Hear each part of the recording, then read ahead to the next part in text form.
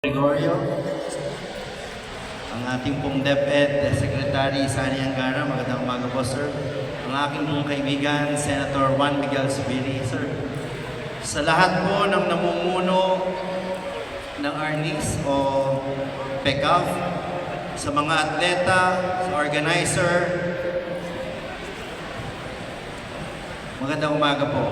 Ito po ay isang karangalan para sa lungsod ng Maynila na maganap ang isang ganitong klaseng event or competition.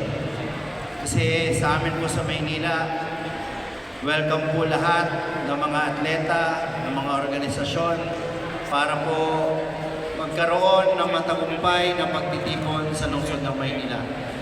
So, naway ipakita ng kaganapang ito ang mga talento ng bawat isa, mga atleta sa larangan po ng Arnis.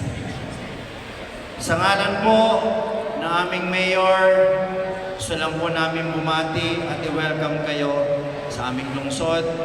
Magandang umaga po sa inyong lahat. Pagpalain po tayo ng buong may kapal. Manila! God first! God first. Maraming salamat po.